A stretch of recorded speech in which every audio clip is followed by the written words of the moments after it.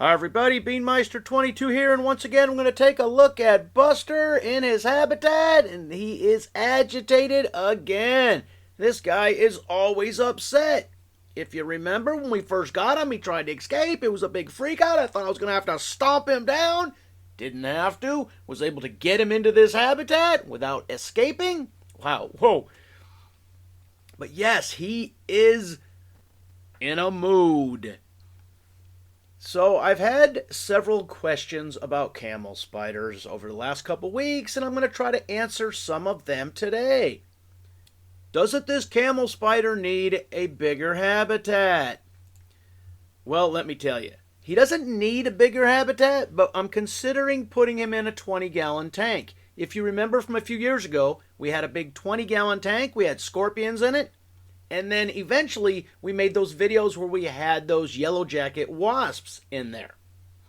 So I still have that tank. I need to clean it all out, get that old substrate out of there, and then put some sand and some stuff in there for either him, Buster here, or for Fred. Fred's still a little bigger than Buster, but let me tell you something. Haven't seen Fred in a week or so. Fred may not even be alive anymore.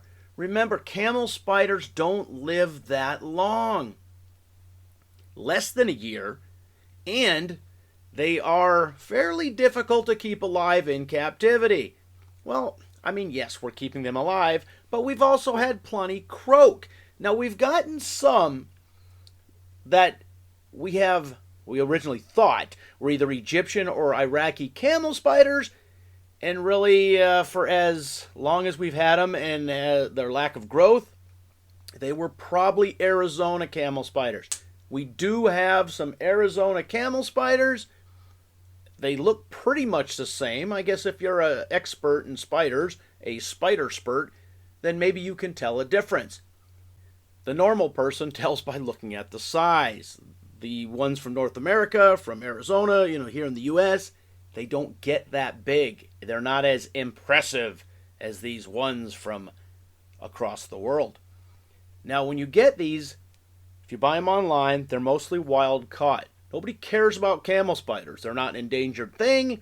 People go out there, they catch them, put them in containers, ship them here to the U.S. or Europe or Asia, wherever they're going to be sold, and then bam, you have a camel spider. And because they're wild caught, you don't know how old they are when you get them. Now, if you only have about a year at best with a camel spider, you might be receiving a camel spider that's 4, 5, 6, 7, 8 months old. That thing might croak within the next 2 or 3 months, and has nothing to do with how you were caring for it. So with that said, yes, we're trying to consider getting a bigger habitat for this guy since he likes to run around so much. Maybe he would like a bigger habitat, but he's just going to run around that much in the larger habitat too. Remember, man, he's doing that thing where he's trying to grab stuff that aren't there. He's hallucinating. I mean, there's crickets in there, but he's just not seeing them. He's scooping these invisible things into his mouth. So yeah, he's a weird one. But if we put him in a larger habitat, he's just going to be running around that, and what good will it do? The other thing about this guy, remember, he likes to get mad and hang upside down and chomp into the lid of the habitat. These smaller habitats have the thicker gauge steel lids. The large habitat, the 5-gallon one or 5.5-gallon one that we have Fred in, as well as the 20-gallon one we're considering putting either Fred or Buster in, they have a screen mesh up top, and he probably could bite through a screen mesh if he wanted to. So we're going to have to do something to strengthen or fortify the lid if we put him in a larger habitat. One other problem, look at this guy. How are you going to get him from this into a larger habitat? Well, we've done it with black widow spiders. We've done it with plenty of, big zoomy spiders, giant huntsmen and stuff. You take that habitat, open it up, stick this smaller one in there, lift the lid, and then let him come out on his own really quick. That's the best way to do it. A 20-gallon habitat is easily large enough to put this smaller 2.5-gallon habitat inside for the transfer.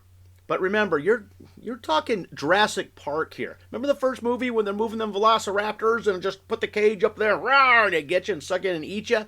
That's what you're risking here. Clearly, he's not going to suck you in and eat you, but he is going to escape. He's going to try to bite you. He's going to climb up you and chomp you. You know, they don't have venom, but they got them chompers, and you look at the size of them chompers, and yeah, it's squashing time. This guy escapes. You can try to capture him. Now, we had that one that escaped before and then died a couple weeks later after we caught him. That was different. It was wintertime, and the house was cooler. So, it's summer, it's warm. I'm doing the darndest to keep the house down at 68 degrees, you know, doing my bit.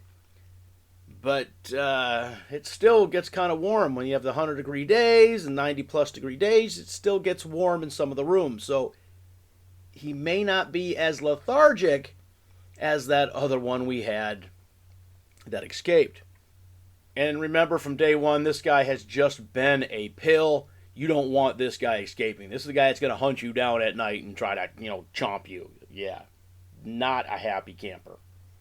So that brings us to Fred's habitat. Fred in his 5.5 gallon habitat, he's going to have to stay there because I can't get him into a larger habitat.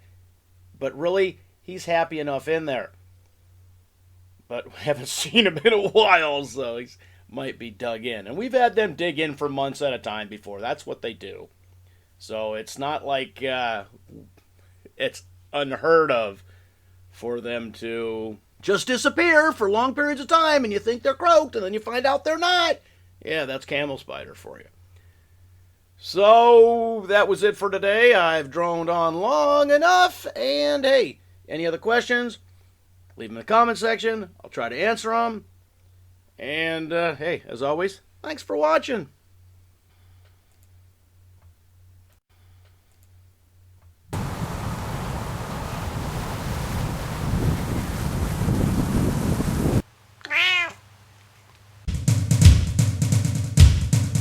Beanmeister 22, the most dangerous man on YouTube.